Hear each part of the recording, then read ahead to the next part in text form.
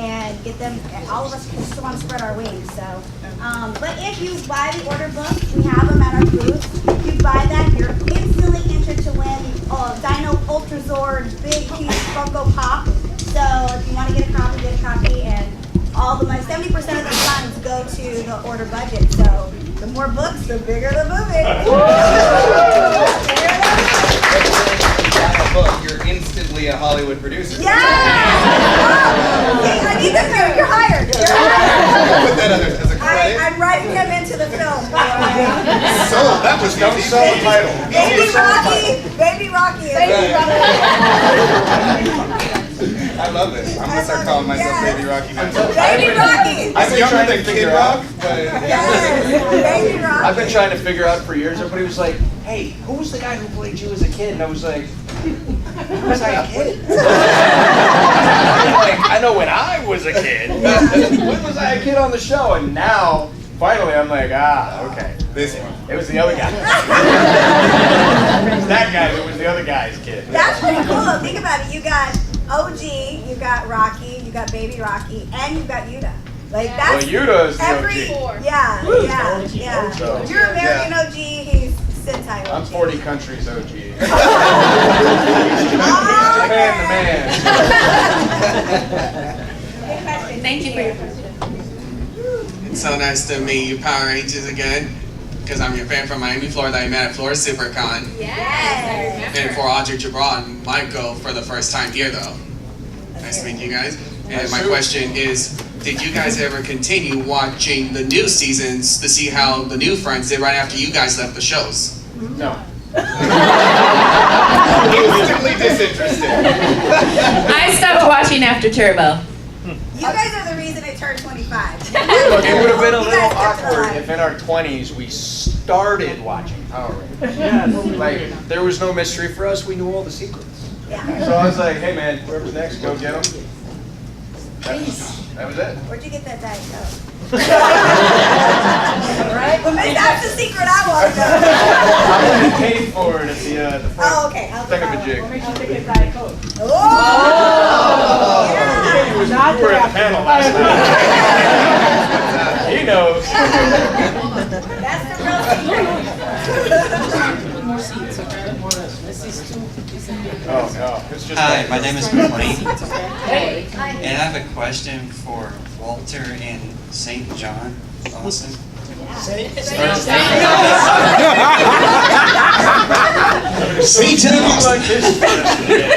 Yes. What was it difficult to let go of your powers? Good question. Difficult to let go of our powers. It was difficult to, yes. It was difficult. The difficulty of it was, I loved being a Power Ranger. I loved the character I created, and I loved the effect that it had on people and the infection of what the show was at the time. But it was definitely important to me to stand up for what I believed in, and so what I wanted to do was I wanted everything to work out, but it just didn't work out that way. It wasn't my decision. He's so nice. Yeah. I don't feel like I let go of my powers. I went on, I became a medic, became a firefighter, I went to the Middle East. I feel like I stepped up my game when I left the show.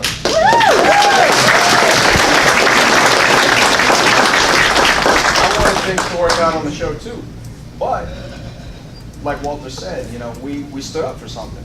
And we went to all the Rangers. They all had the opportunity to stand with us. 3 turned yellow, and the rest of us stood tall. Don't put yellow in it! Don't put yellow in it! I'll be back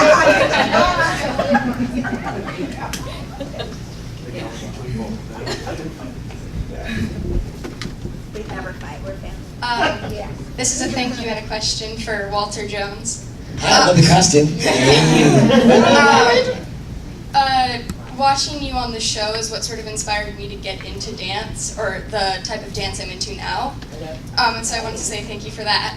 And also, did your passion for dance continue after the show, or did it just sort of like stop? Am I Yes. You know, it's funny because I grew up dancing. I didn't realize that I had. But I guess I've been dancing most of my life. Started as a kid. I saw my dad dance at when I was like 4 years old, and he did this thing in our front room at a party where he put his leg behind the other leg, went down to the floor, came up in a spin, and I was like, whoa, that's my dad, that's so cool. So after I saw that, I had a passion for dancing. I didn't really know how to, but we had a birthday party for my cousin, and I was still a little kid, and I was by my grandmother, and I went, I want to go dance. And she was like, go, baby, go on, dance. And so I got in the middle of the circle, and I started dancing like Michael Jackson, and everybody went, yeah, go get it. And after that, I was hooked. I was like, oh man, dancing's fun. So I did that, and I pop locked when I was a kid in high school, and then I break dance, and then I went to school of performing arts, and I studied jazz, tap, ballet, modern, and so I learned the essentials of dance. And yeah, so it's kind of been one of those things that's been throughout my life. I am now a world champion salsa dancer. So I won a championship 2004. What's that?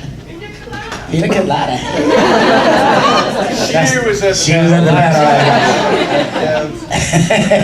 and I also dance. I love partner dancing now. So as I was getting older, I was like, okay, I can't keep up with the young boys breakdancing no more. So I started doing partner dancing. Started salsa. I danced salsa, bachata, kizomba, which is from Angola, and zouk, which is from Kenya, and zouk, which is a Brazilian dance, and that's one of my passions now. What kind of dance do you do? I was Get it, girl. Hey, all right. Nice. Hello. I wanted to ask, what was your favorite episode that you filmed? All of them.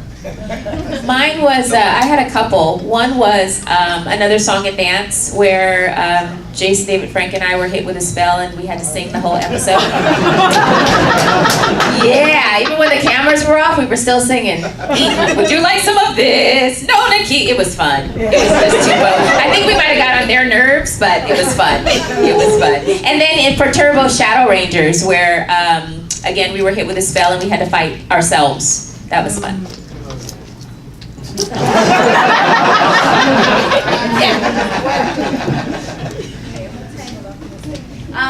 I had two. I think for fun reasons, we got to go to the snow. I don't know what it was called, but we were in the snow. And No business like snow business. I knew you'd know. He's an encyclopedia. And do you know what an encyclopedia is anymore? He's Google. And I also loved filming Wait and See, where I was flying around all over the place. That was really fun. Like a fly. That sounds awesome. I did an episode, I can't remember the name of it, but there was like a bear, monkey, ape, something, whatever. Wannabe Ranger, right. And I got to play, I forgot about that until I saw it recently. It was like a, I don't know, it was something weird, but it was a monkey, huh? It was a big, yeah. Anyway, this thing made me evil, and I got to play evil in an episode, so that was cool. And it's always fun to play something different. So that was fun. I think my favorite episode was Attack of the 50-Foot Bulk was the one we were at the water park, right? Yeah. They closed down Raging Waters in California for all of us at like 12 years old. That's insanity. Kids running around an empty water park, and it's all ours. That was probably the best one. 50-foot bulk. Yeah.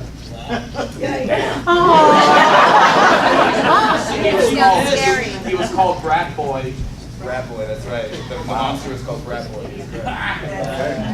Blake, I already answered your question right there. So you know. I think my favorite, I go back and forth, but we were at a comic book store, we did an in-store signing, and they had where I was fire safety captain, or what was I, the homeowner, or something. I loved it because Aisha was like bossy, and I was like, that's just like bossy, sassy, rolling my eyes. Didn't have to act. Yeah. And someone reminded me yesterday yesterday of an episode where I told Scorpina, I knew I didn't like you and I have to eat that on, or whatever the line was. And that was like, oh yeah, that was funny. There you go. Oh, no, it's vice versa. So I go every week it changes. So this week those are the two. Good question. Hi, I'm Corey. It's nice to meet you guys. If anything walked away from the set that you took, what was it, and why did you take it? We weren't that smart. We didn't know we were going to be here 25 years later, you know, excited to see you guys and everything. So we didn't take anything. And when I went back for the anniversary episode, I had things in mind that I was going to take. They had it locked down. Like they had padlock. They knew what we were thinking. Damn it. My suit. Yeah, I would have taken my suit, my helmet, my boots, my belt, my slab, my coins, everything. Sent over to my garage. No, it's a shame. I would love to have had my suit. That would have been awesome. My suits, plural. They gave me my yellow snake skin pants. From one of the episodes where I was a radio DJ and I had monkeys inside of we had monkeys. They were called monkeys, yeah. They were some special monkeys. They got a little excited, a little too much while you're holding them. I was like, you need to back on up. Yeah, so, yeah, I have my yellow. Actually, I found them right before I came here. They were in my drawer and I tried to put them on.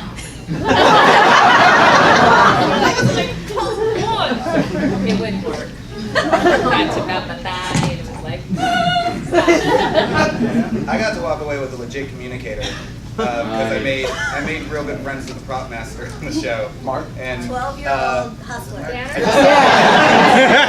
there you go. I think it was Banner. Banner. Yeah, and he was like, just take it, dude. I'll make another one. They cost like $5. Banner tomorrow and go make me a communicator. I just saw him at PMC. Yeah. He was like, I'm gonna come here and make communicators and sell them. Yeah. It's like you should. He should, because he made them all the time. So Yeah. he was so fast. Just don't fight him. Yeah.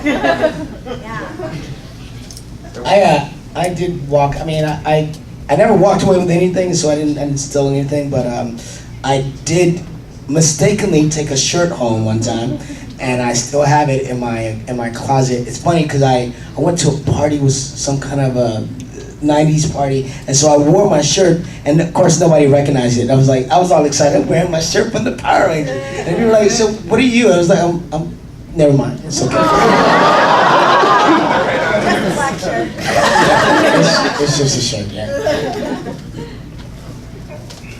Hey guys, my name's Darren. This is my daughter Sunny. It's our first convention that we've done, so I just want to say thank you guys for. Yeah, right. Thanks for letting me share my childhood superhero with my daughter, but she has a question for you guys. So. What was your favorite moment from one of your episodes? Oh, favorite moment. We had fun. We had so much fun. We did the Wild Wild West episode, and we got to ride horses. And that was a lot of fun, actually. So it was like just, being on set and getting to ride, like, Wild West Rangers. Wild Breast. Yeah. Stop while you're ahead. Yeah. So anytime we got to do something out of the ordinary. So like riding, horses or different, things. Playing with monkeys. Playing with monkeys, like that. I mean, it was actually really cool. I got to pull a Zeo crystal out of a volcano. That was cool. I shifted people into Zeo. That's why I'm sitting here, I guess. ABC. Was that water you thinking, or Rocky versus the volcano? What are you thinking? What are you thinking? We were very happy when they came on because we got 2 weeks off of work. My favorite episode was obviously the pilot. The very first fight scene that ever existed in history of Power Rangers was when I beat that man. Skull. You're right, Skull. The original Skull. Yeah, the Yeah. original. So that was sort of like the, Wonder where that guy is. right? There wasn't a fight yet. That was the first fight scene. So for me, that was like, and I love fighting. Like for real, but yeah, for real. That was it. Mine was anytime I got to fight. I was like, what? Only 12 today? Come on. So, but I always had to. Well, all of us. I mean, we were all alpha males on set, most of us. And I was always looking for something bigger, higher to flip or jump off of. Just like I had to take the fights more and more extreme. And it's funny because I think you guys really got to do your fights, right? No, Turbo. Turbo.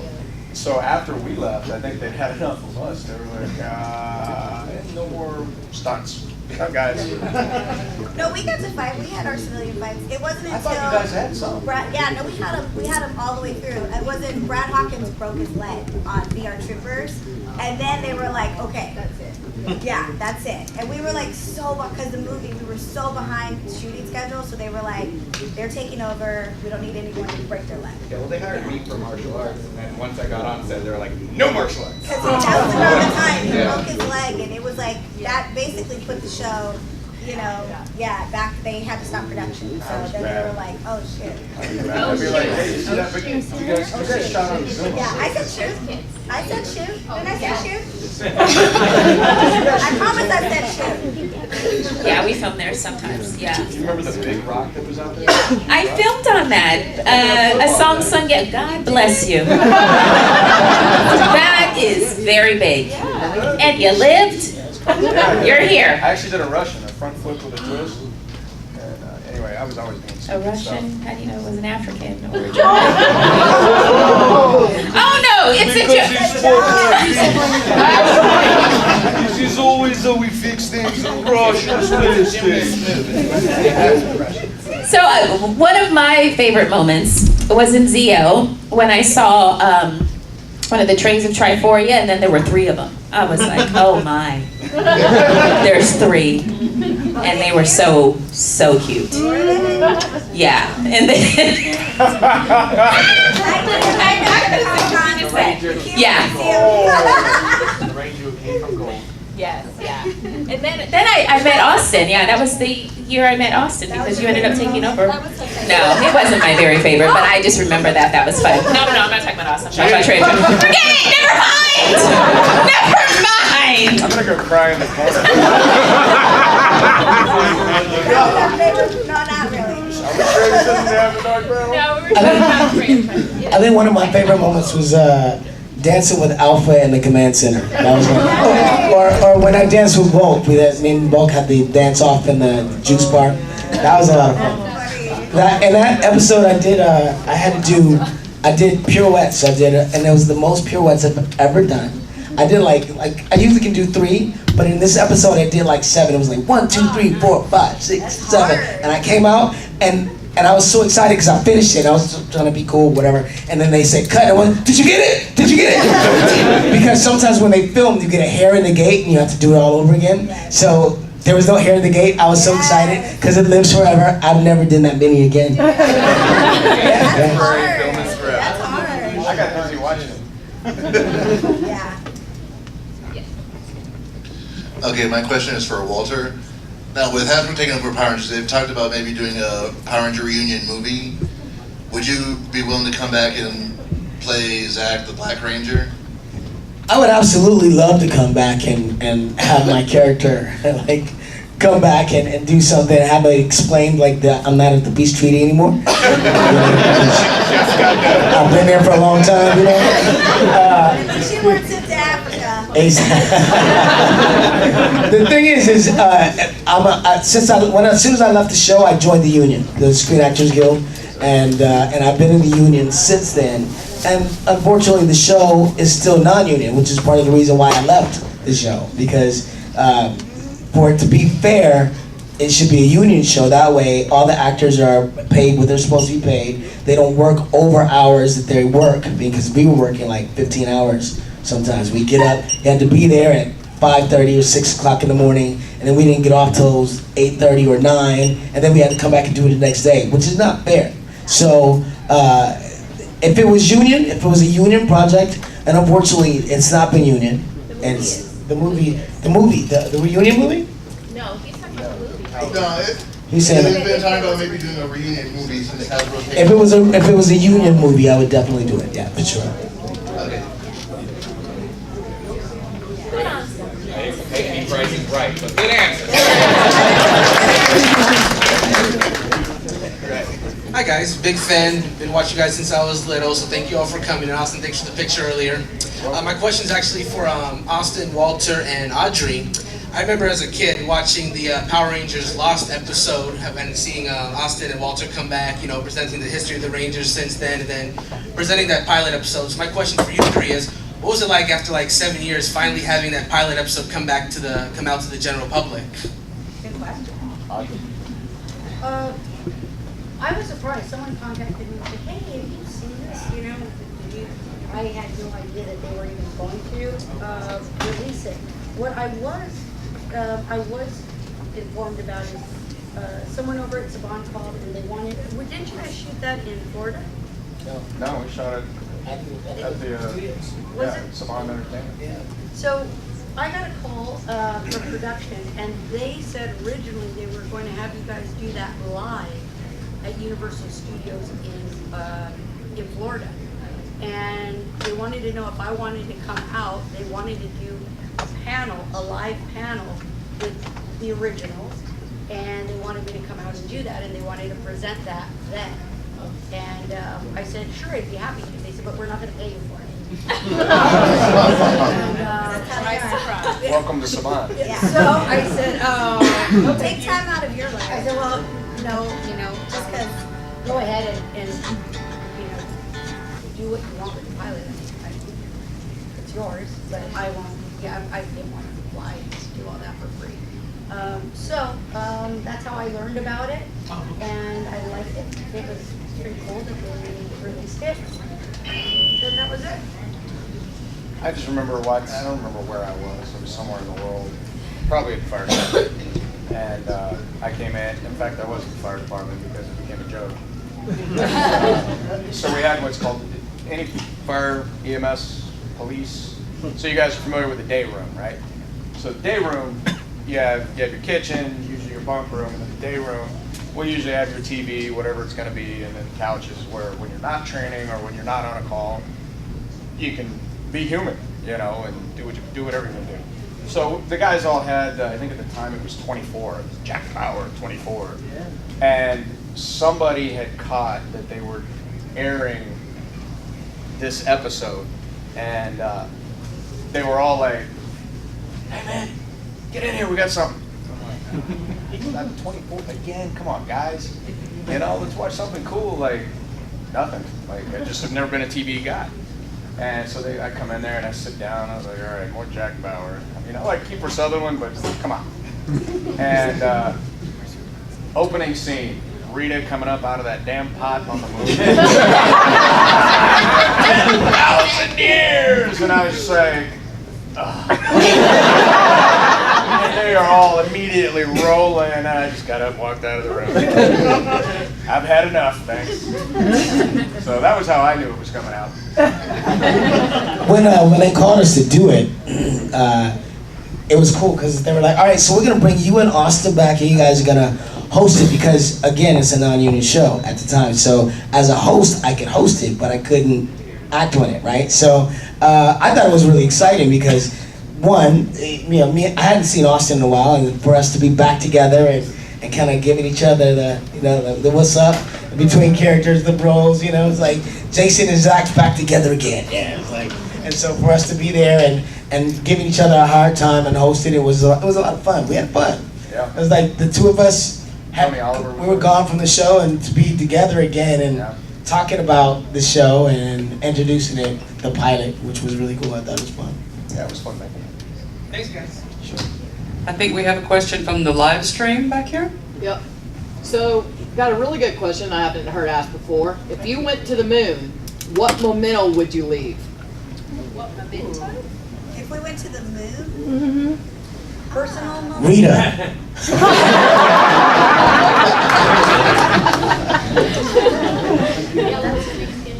Yes. I'd leave those bangs I had in the 90s. Yeah, Aisha bang. I'd leave those there. And those yellow bobby socks. I had no idea what I would say until she just said it. I would leave that power mullet I had back. 15 Yes, you did have a mullet. Jesus, worse. Baby Rocky. I sweating. Is that weird? I don't know, what would I leave? There's a lot of things I could think of that I'd want to leave, but as a memento, something that's close and dear to me, probably like the first book that I ever read that was really amazing. It's kind of crazy, but Portable Play-Doh. I read it when I was 15 years old and I fell in love with it, and that led me to just being an avid reader. So, and to kind of think a little deeper because it was a philosophy book, and I didn't know it was a philosophy book. It was in order for me to get my black belt. After I had done everything physically that I needed to learn how to do, I was like, yes, I'm ready to take my test. And my instructor said, what book have you read lately? And I said, what? And he said, what book have you read? And I hadn't really read a whole lot of books at 15. And he said, anyone can punch and kick, but it's what you know that counts the most. So here, read this book. And he threw this book at me. And it's always been my favorite possession. Because it led me to start thinking and reading. That's what I do. She made everybody else look really shallow. You and your mullet and your bobby socks and snakeskin pants. Checks we got from the never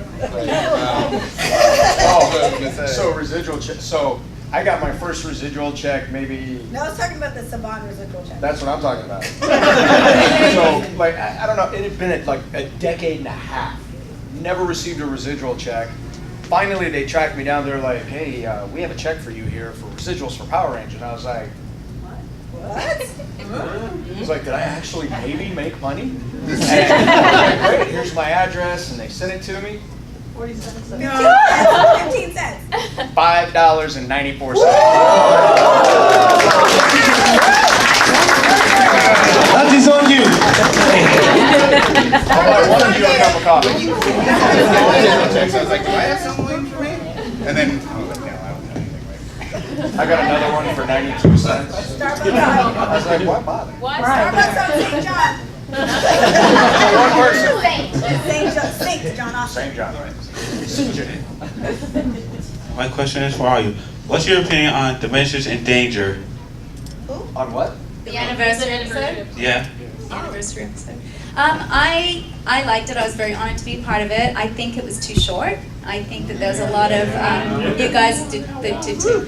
I think that there was things in there that there was too much filler things. Like, it was just kind of odd. And my son and I were dying laughing with the Cowboy Ranger. There's a ranger that has a cowboy hat. Oh, Levi Weston.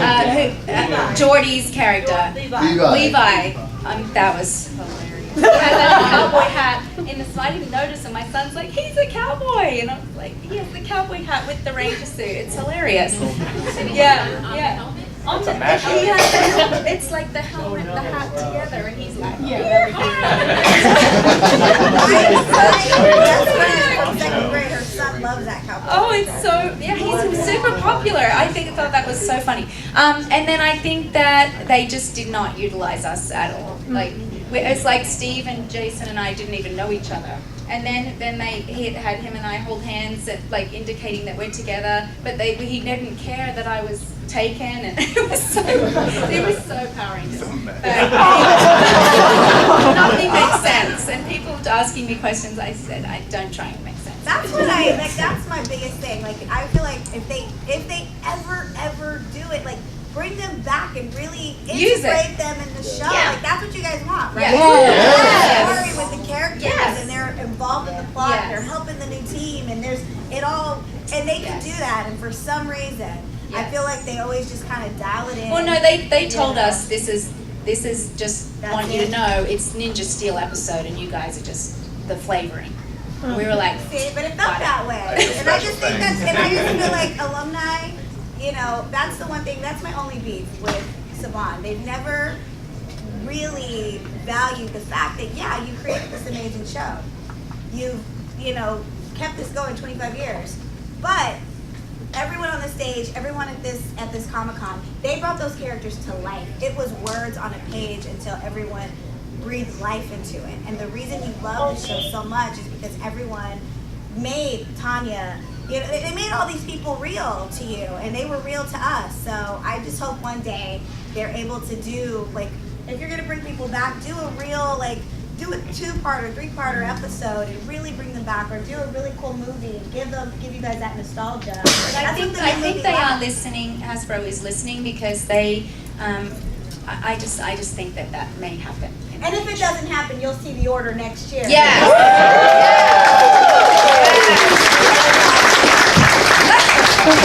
Exactly. I get an invitation to come back every year, and I tell them no.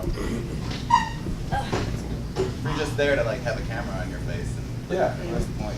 If they're gonna do, I mean, the last time I came back was Forever Red. Wrote something. And that was a cool episode.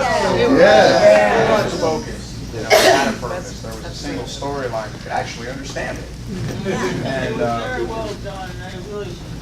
so I told them, like, you know what, send me a script every year. Yeah, here's what I require, send me a script.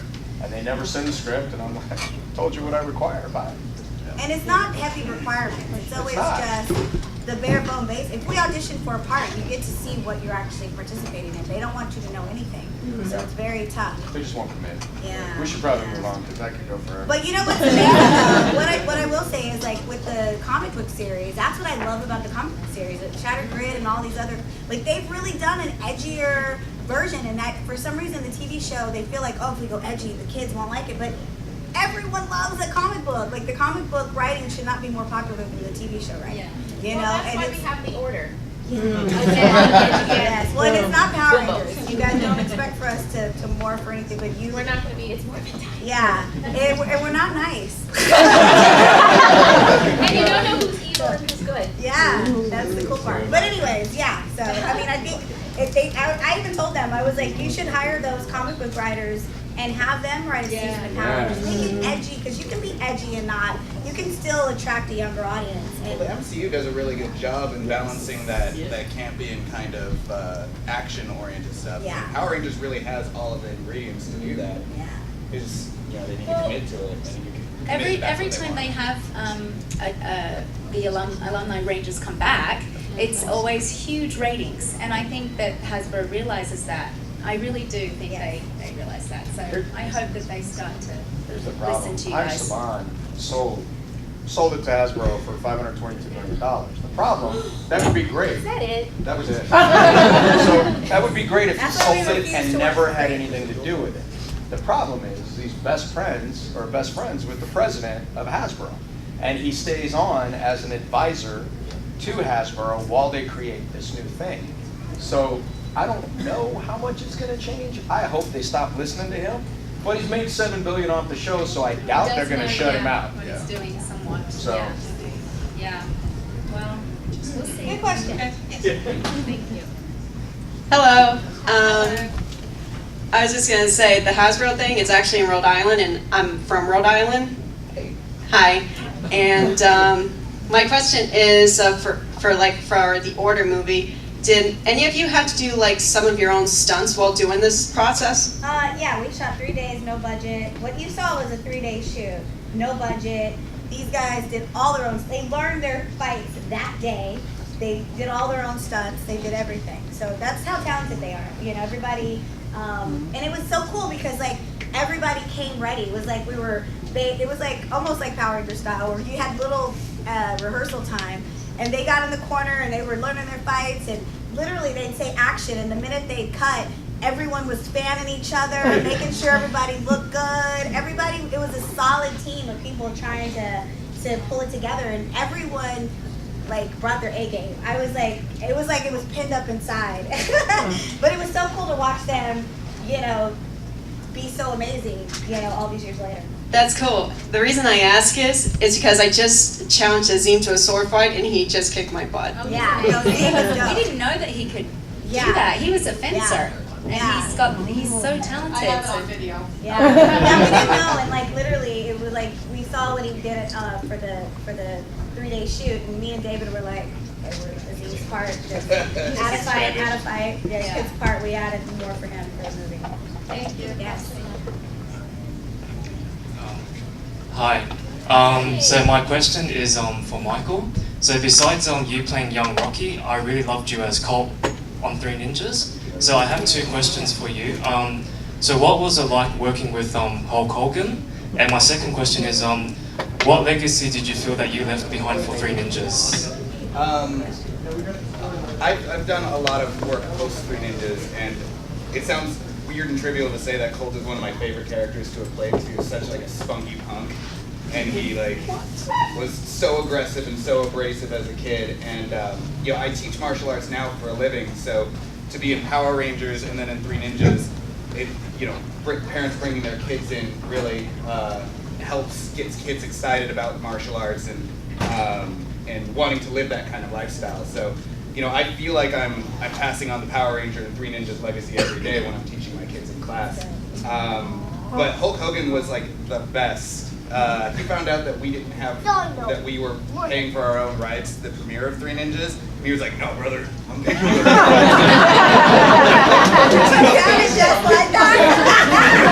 So he comes straight in. He's got like his limo pulls up, and he's got like his sleeveless NWO shirt. He's wearing like the bandana with the sunglasses on. He's like, "Come on in, Mike." All of us show up to the premiere and get out of the Hulkster's car. It was pretty awesome. That's pretty dope. Yeah. No worries, thank you, man. That was a good impression. How's it going, guys? My question's for Austin. What made you accept coming back for Zeo, and was the Zeo with the Gold Ranger costume uncomfortable? I've worn the helmet and it seems very hard to see out of, and the shield seems very uncomfortable. Well, I've never heard of a helmet that was easy to see out of, especially after you breathe like 2 or 3 times. And that's if you're not out in the California sun fighting bad guys. So, you know, really the only difference, I mean, spandex is extremely pliable, obviously, you're wearing it. That's not the problem.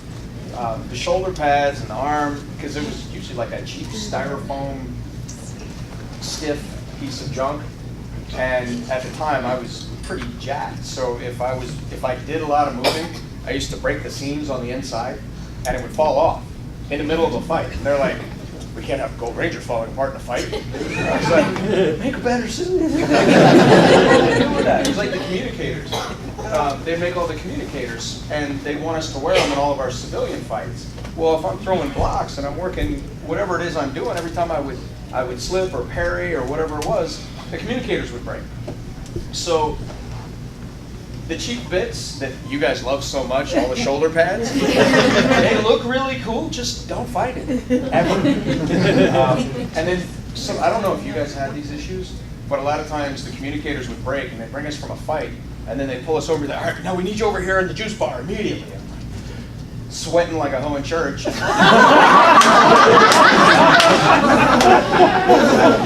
would imagine they sweat. Holster in church.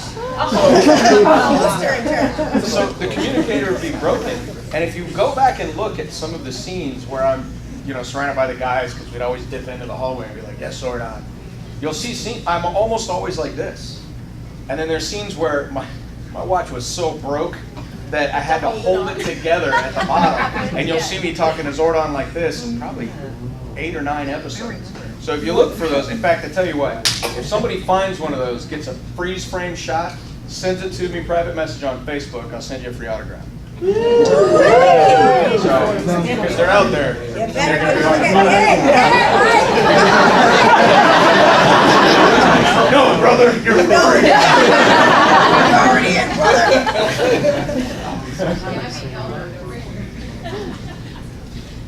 Hello. This message was originally directed towards those that had a chance to be on the reunion shows in any one way or another, but thanks for that Three Ninjas revelation. Open it up some more. With changes in video and audio recording technology over the years, whether it was in Power Rangers or something else, did the changes in the technology affect the way that you had to make certain motions on screen with choreography, or the way you spoke, or the way you checked for errors on how your acting performances were when you were filming? Mainly it got cheaper to shoot. Yeah. I mean, film was a nightmare. Spending all that money on, I mean, we shot on film early on. You guys probably still did too, right? Now, I mean, people are making movies on their iPhones. Yeah. Do a little color and editing, put on a score, lay down the Slide it post. really well. Wham, you got a movie. So I think if anything, it got cheaper, which is why you're seeing more independent films.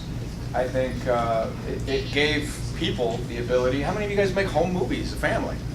You couldn't do that in the 90s. YouTube channel, yeah. You know, so I think, in my opinion, it got easier, it got more fun, and now you've got more memory on your phone than my computer had in '93 when I bought it. And I thought that thing was the jam. Isn't it crazy that we have real communicators now? Apple Watch. Yeah. So. It's like the Jetsons. Yeah. Everything in the Jetsons came as good. That sounded like a fax. Thank you for your question. Thank you. They're like, what's the Jetsons? Awesome. I also love the Jetsons. There we go. You guys watch Cartoon What's your Network. question? Don't play. Why did you guys want to be Power Rangers in the first place? Why did you want to be Power Rangers in the first place? Actually, we wanted to be actors, and Power Rangers was an acting job. So we went to auditions, and it's like you go to tons and tons of auditions, and you get told no, no, no, and this is one of the times that they told us yes. So we were living our dream, and it's just a bonus that we got to be superheroes. And actually, Walter and Audrey and I went out for an audition for a show called Phantoms. Didn't even know it was Power Rangers. And my character's name was originally Victor.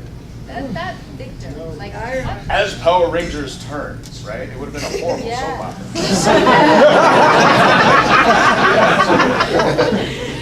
Guiding Rangers. I mean, could you see that? I like Victor. So that was. Yeah. Why would anybody want I didn't even know who Rocky was when I auditioned for it, because you were still on the show when I actually auditioned for it. So somebody was like, oh, you're gonna audition for Rocky, the young Red Ranger. I'm like, who? This isn't Power Rangers. True. And then I got on set and I'm like, what's going on here? Why are you guys not here? And then I met all the new guys and I was like, oh, cool. We changed it up. How old are you, buddy? 9. You ever thought about being a superhero of any kind? Maybe. Would it not be cool to have superpowers of some kind? Maybe. Yeah, Speechless. Right? I mean, who at some point wouldn't like to have a superpower? Even if it's just telling your partner to shut up. God, I would love that. Everybody would love to have a superpower at some point. And I still would. That's kind of why I'd make you a superhero. Like, I get to be a super hooper. Alright, let's do it. Thank you. Good question. Took a lot of courage to ask that question. Good job, buddy. Hi guys, a two-part question. It's kind of similar. For those of you who have kids, whether your son or daughter think about you being a superhero on TV, and the second part to it is whether your parents or cousins, uncles, everybody that comes out of the woodwork, when you become famous, right? What do they say about you or some stories that they always share? Like my son, the Red Ranger, was the leader, and your dad probably always tells people that, right? Dad. My dad, so I dropped out of high school, literally, to take the job in Power Rangers. I was a teenager with attitude. Confirmed by many, I'm sure, especially this one who's known me the longest. So my father was not pleased with me. You're going to drop out to go to Hollywood? Retire. He was major in the Marine Corps at the time. He hadn't even retired. So there was no game planning with my dad. It was like education, or I taught you better than that. Mom was a cop. So between the two, like when I got slapped, there was no head turning because each one hit me at the same time.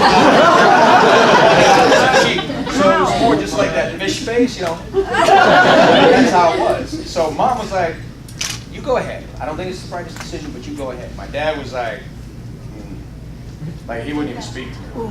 So later I got 2 college degrees, but it's kind of one of those things where they weren't real thrilled. Now they're all cool with it. My mom, she just came out to my house. She's like, "Hey, have any of those Red Ranger shirts?" And I was like, "Here you go, Mom." He's very stoked. He was kind of like, all right. As far as my kids go, I'll be quick because there's a lot here. I was overseas for years in the Middle East, and I had told my wife, I don't ever want you to show the kids Power Rangers because I didn't want to be. I wanted to be a hero as a dad. I didn't want to be a TV persona from children. But my wife, who's much smarter than I am, knew that I was gone. She is. And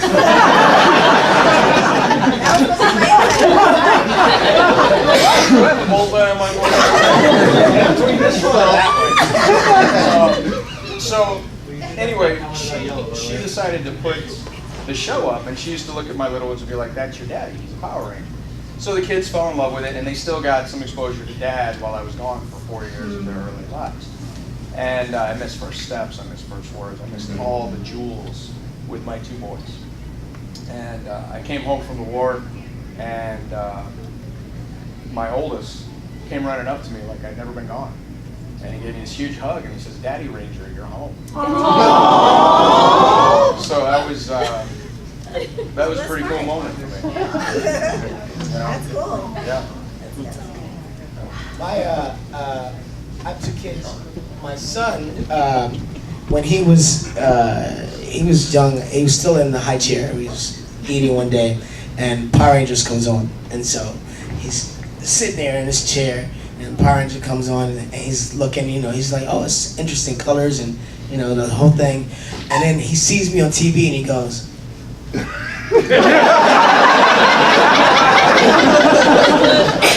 And he looks at me and goes. He's like, "How did you do that, Dad? That's a good trick. I don't know how you." But at this point, they don't care.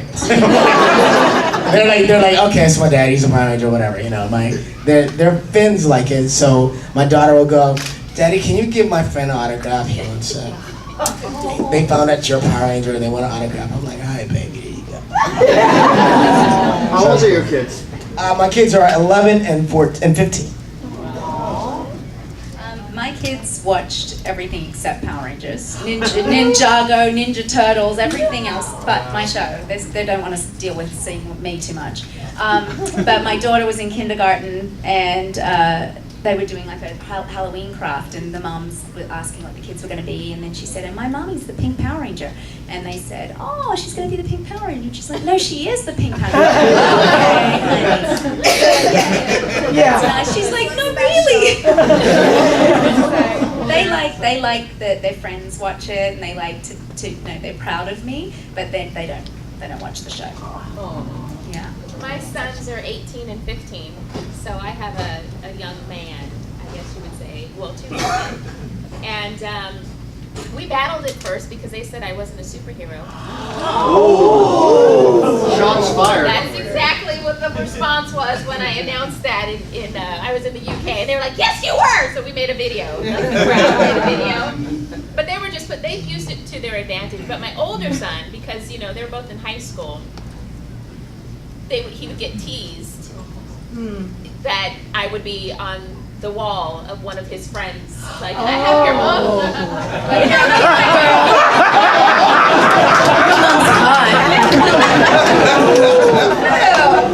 He's like, "Pump, pump." But yeah, sometimes they use it to their advantage. Like Walter was saying, can you sign this autograph for my friend? And first they wanted me just to be known as Mrs. Gavino, because that's my hyphenated married name, Gavino. And then all of a sudden it was like, "Okay, it's okay that they know you're a Power Ranger. It's cool. It's cool." So they go back and forth. Boys.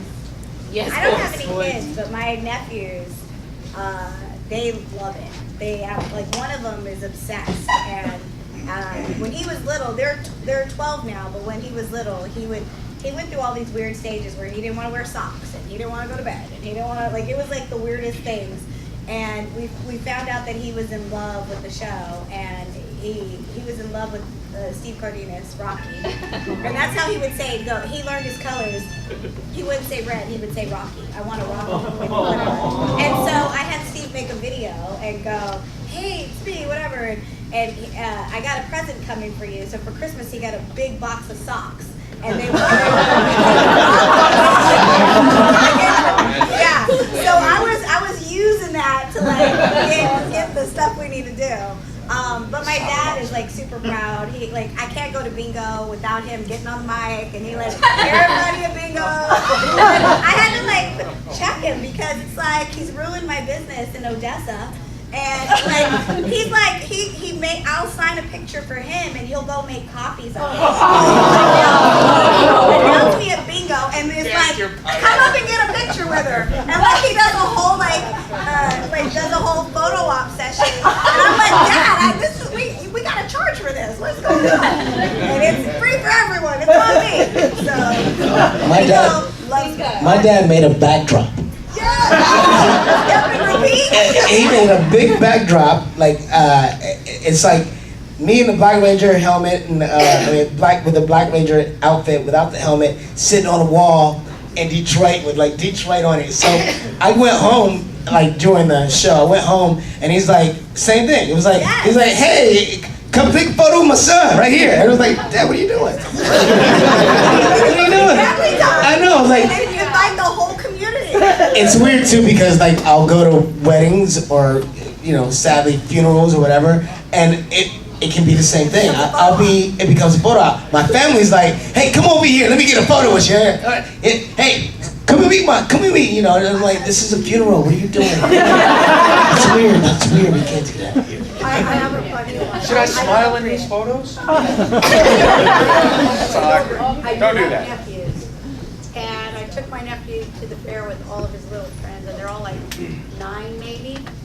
And out of the blue, and we really don't talk about it a whole lot, like my nephew, we don't talk about Power Rangers much. And out of the blue, I guess he decided I didn't even know he really cared that I had done this a long time ago, tells his group of friends, hey, my aunt was a Yellow Ranger. They're like, what? He's like, yeah, the original Yellow Ranger, way back when it started. And one little boy said, oh my God, that's so retro.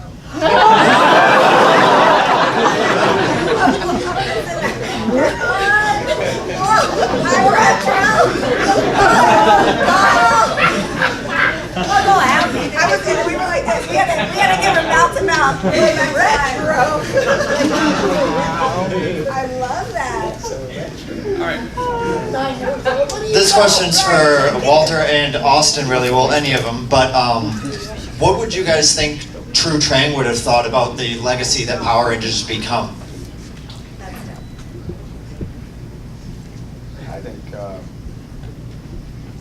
I think Twee would love every second of this, and I think she's watching now. Amen. And I think she couldn't be more proud of everybody that's come and created their iteration and version of the Rangers that followed us. I think Twee would be sitting up here grinning, and she'd be playing some pranks, and she had some mischievous answers. She was the queen of sneak. She always looked so damn innocent. she could murder half the room on the video, and people would be like, I saw Austin do it! Like, that's how it would go down. So I think she would be sitting here laughing and loving every second of all of you who share that love with her. Absolutely, I agree with what he said, and I also know that you guys would have loved her. You would love to meet her because her energy was so infectious and so happy and so like charming. She was such a charming person. So the cool thing is that she lives forever in all of our hearts. And that's amazing. You guys bring her up every single show. Every single show I do, you guys bring her up. So she's here. She's with us. And you know what? Stop this whole Gimberly thing. All right, Jason would have dated Trini.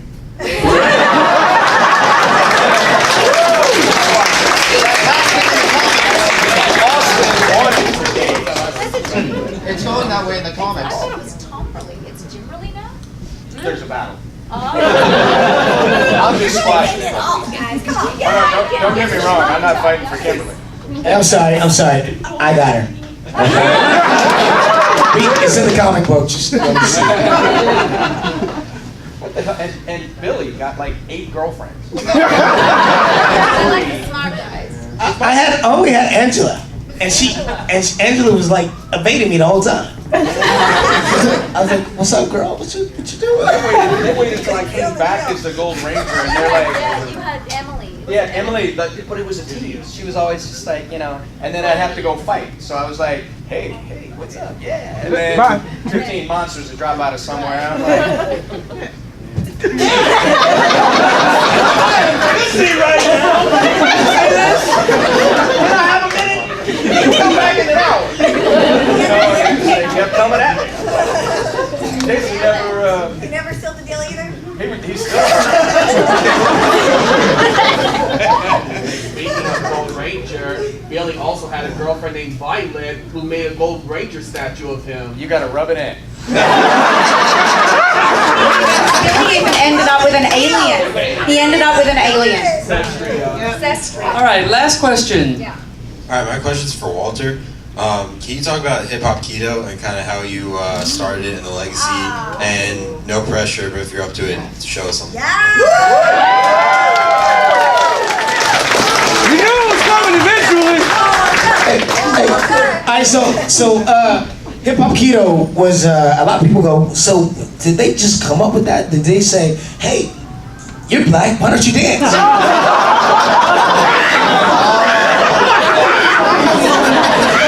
That's not the way it worked. Now, what happened was that when they came up in the script, hip hop was blowing up in '93. Like back in the '90s, that's when hip hop was really flourishing, and so they wanted to sell the show, and they were like, all right, let's add hip hop to it. Let's put some hip hop in it. So the character breakdown was they were looking for an actor that could do martial arts, gymnastics, and dance, and had to create this form of martial arts. So my audition process was like, I went in and they said, can you dance a little bit? And I was like, all right, I'll do a dance. So I did some dancing, and they were like, all right, that's cool. Can you do any martial arts? So I did like a little kata. Can you do any flips? I did a flip. I said, now can you put it all together? And I did that. I did some stuff. I was like, I thought be creative. I'd do like a break dance move, made it look like a kick. And I was like, I was kind of proud of myself. That was kind of fly. And then so then they had me come back, and over the audition period, I had to display more stuff.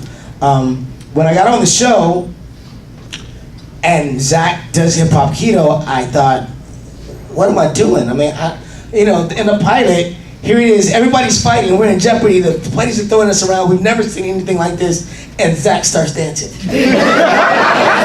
And I was like, I gotta make this make sense in some way, because I don't see that this kid is gonna just start dancing when he's supposed to be fighting. So I thought, all right, well, think about Muhammad Ali, felt like a butterfly sting like a bee, that kind of thing. I thought I could make it into evasion. So if you threw a punch, I got out of the way. Threw a punch, get out of the way. Or a distraction. Like when Muhammad Ali would fight, he would do the thing with his legs, right? Make you look at the legs and then he'd punch you. Well, so I thought, well, if I did that, you don't know where it's gonna come from. So you're looking over here, I'm throwing a kick, or you don't know where it's gonna come from, that kind of thing. So,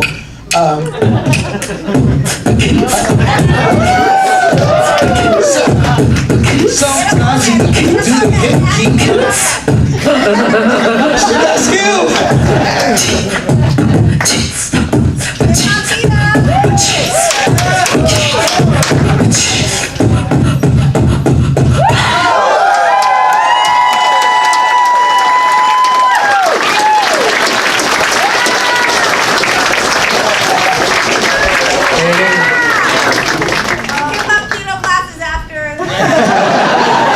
Audrey, do you have something? Before we leave, and this, I want to say happy birthday to a dear friend of mine. Stand up. Yeah. Everyone say happy birthday.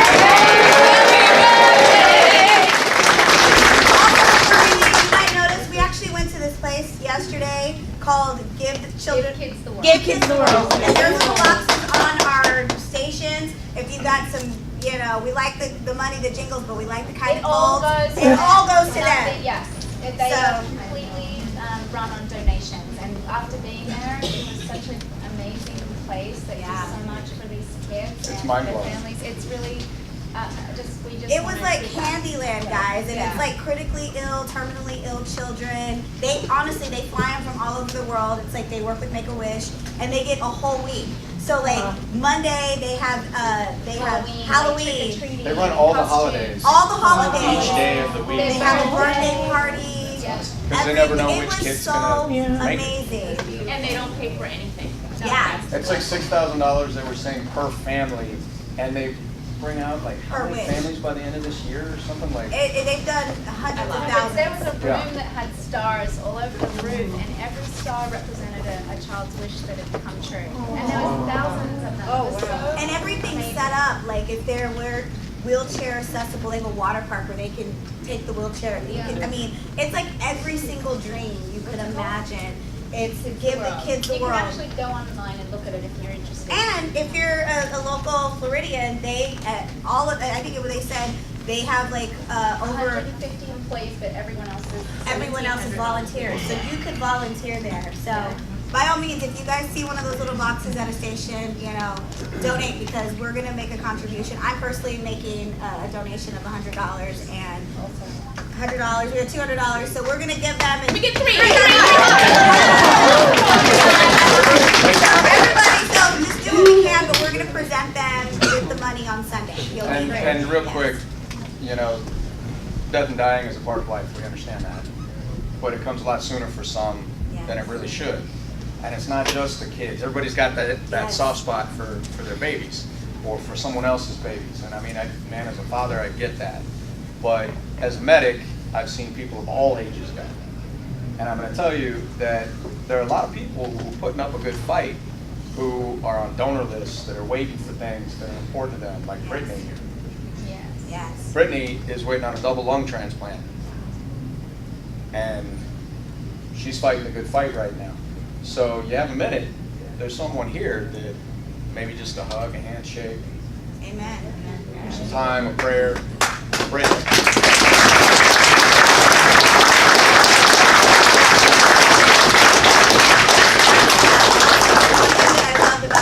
Was that the entire family, all the kids, the brothers, the sisters, they're all in the fight together. So they got everything that the kid got. So it's just a beautiful thing. And like you said, there's so many people who have their own battle, their own fight. And you guys learned a lot from Power Rangers, and you learned how being a real hero in real life is just being kind to each other. And that, I mean, we all know that's what the world needs right now.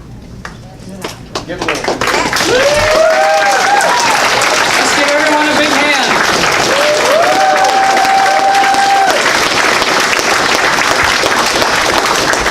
Did you have something else you wanted to say? You looked like you had something else you wanted to say.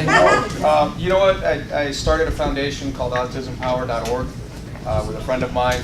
We've been fighting for years to bring it to be, and we just partnered up with something called Evans Farms. We're building 2,200 homes by next summer in Ohio. It will be a strictly autism-based community. On top of that, I mean, now we're talking to Nike. We have major sponsors coming in that are looking at backing up what it is we're going to do. The guy who does publicity and marketing plans for Coke, for Dr. Zig Ziglar, major players are really getting behind this NPR radio. Some major events that are taking place. If you have time, you know somebody that has autism somewhere in the spectrum, autismpower.org. Anthony Iacampo is a dear friend of mine. He answers the phone calls. Evans Farms is going to be the first ever in existence community based on autism. So it won't be something where you see that guy bagging groceries, or you see the guy who's not talking and you walk up and you say something stupid because you don't know better. This will be a community where they're understood, where the companies are run by them, the businesses are run by them. People have the opportunity, they're getting paid full wages at jobs in these facilities. They can walk down the street. My wife, my little girl, can walk down the street to the grocery store at 10 p.m. and be safe, because it's going to be a front porch community, the only one in Ohio. It is the first of many we're going to build over the next years. So stay tuned. If you have questions, hit up autismpower.org, and know there's a lot more coming. Thank you. We're running late, so everyone can please exit the room through these doors. Oh, hey guys, with me? Oh my gosh. Hold on, we got some. Just taking a quick picture. You want to crowd in behind them, go right ahead. Over there towards the middle. Real quick, we got to get going, we're running late.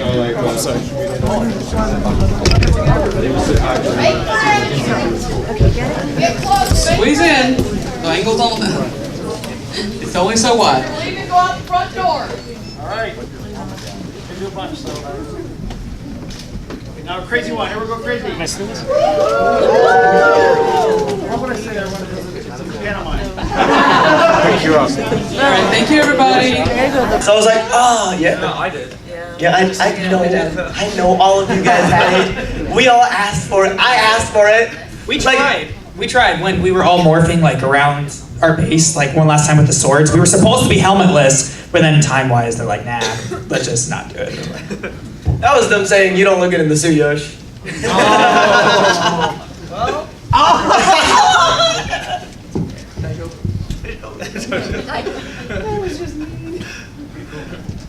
Thank you. My question's for Peter and Yoshi. You already talked about kind of having to hide the fact that you were the Blue Ranger from him. But once that was all done, what was the biggest piece of advice you had for him about being a Power Ranger? And what was it like being a fan and now you're up there? Well, I think in terms of advice, the main thing that I asked Yoshi was like, what should I do on set? Because he was a veteran and he knew everything in and out. And so I was like,